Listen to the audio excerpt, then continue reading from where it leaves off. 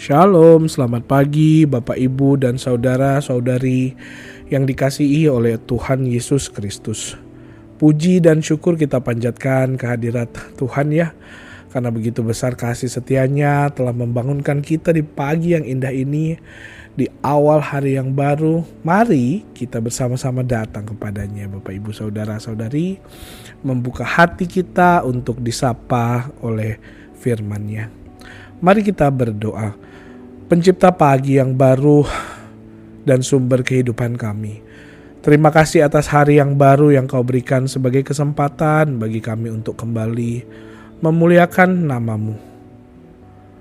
Pagi ini sebelum kami memulai segala aktivitas kami mau datang kepadamu Bapa, Sang Sumber Hikmat. Berbicaralah kepada kami ya Tuhan, jadikan kami, hati kami, tanah yang subur, sehingga firman-Mu dapat tertanam, bertumbuh dan menjadi pelita yang menerangi langkah kami sepanjang hari ini. Tuhan, singkirkan segala hal yang dapat mengganggu kami untuk fokus kepadamu. Biarlah hadirat-Mu memenuhi tempat ini dan memenuhi hati kami masing-masing. Terima kasih Tuhan Yesus, di dalam nama-Mu kami siap untuk beribadah, mendengarkan firman. Amin. Bapak Ibu, Gema Kabar Baik hari ini Kamis tanggal 10 bulan Juli 2025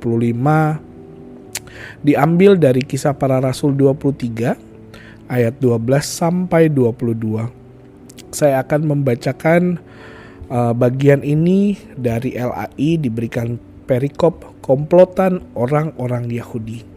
Dengarkan firman Tuhan. Dan setelah hari siang, orang-orang Yahudi mengadakan komplotan dan bersumpah dengan mengutuk diri bahwa mereka tidak akan makan atau minum sebelum mereka membunuh Paulus. Jumlah mereka yang mengadakan komplotan itu lebih daripada 40 orang.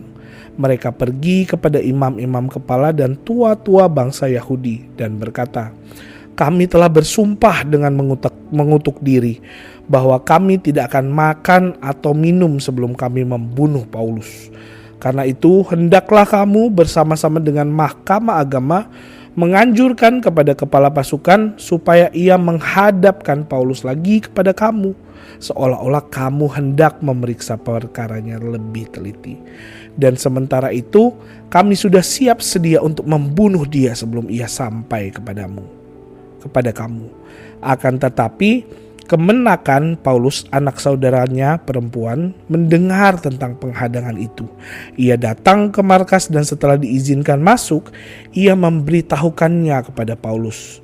Lalu Paulus memanggil salah seorang perwira dan berkata kepadanya, "Bawalah anak ini kepada kepala pasukan, karena ada sesuatu yang perlu diberitahukannya kepadanya."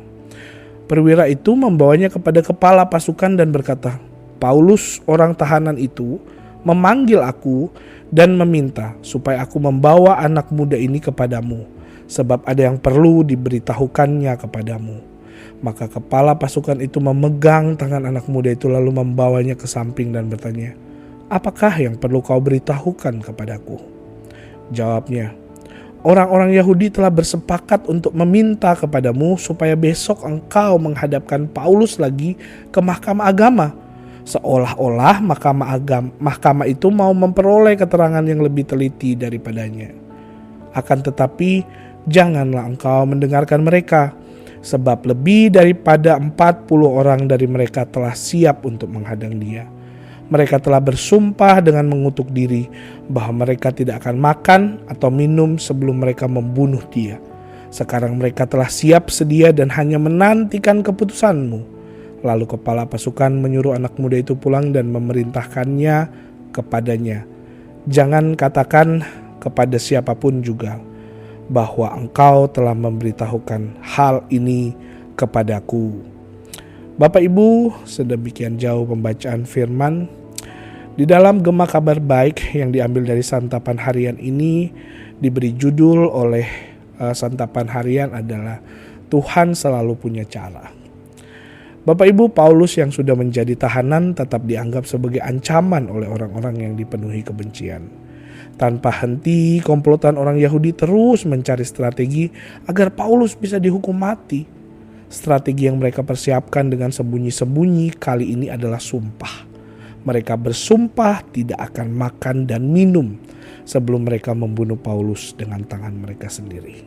Kita sudah baca ya di ayat 12 dan 13. Supaya mereka mendapat kesempatan untuk melancarkan strategi itu, mereka meminta untuk imam-imam kepala dan tua-tua agar Mahkamah Agama meminta kepala batalion untuk memeriksa Paulus kembali.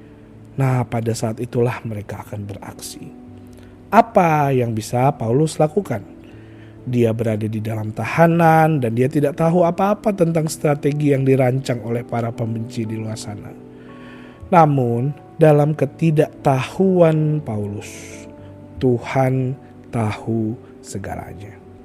Sehebat-hebatnya para pembenci merancang strategi, Tuhanlah yang memegang kendali.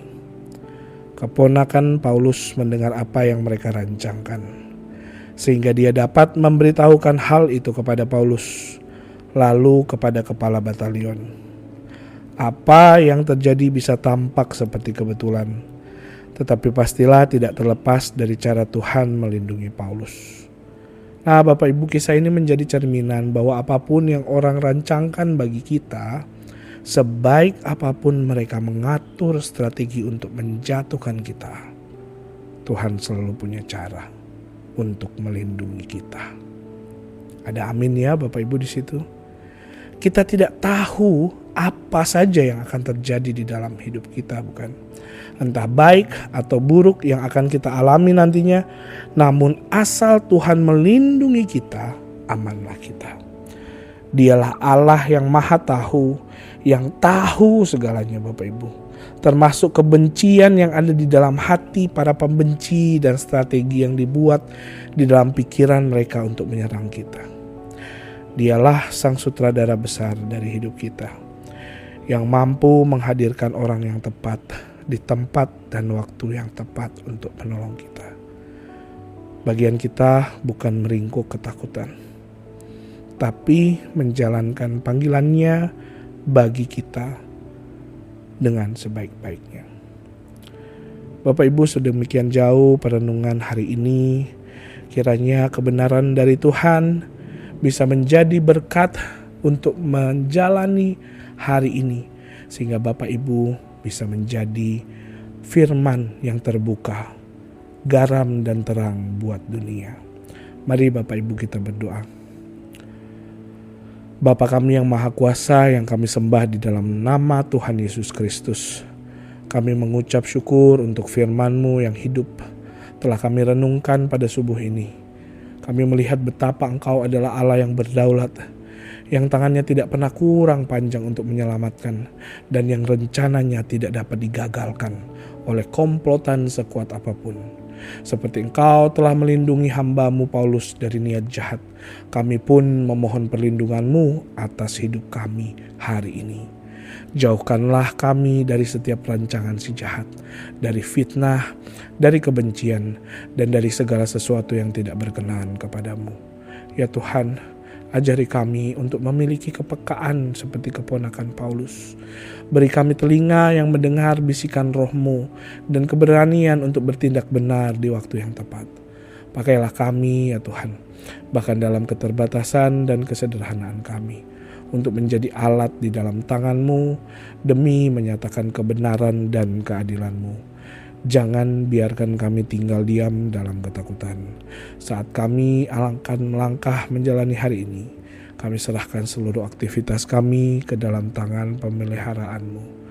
Berjalanlah di depan kami, di samping kami, dan di belakang kami.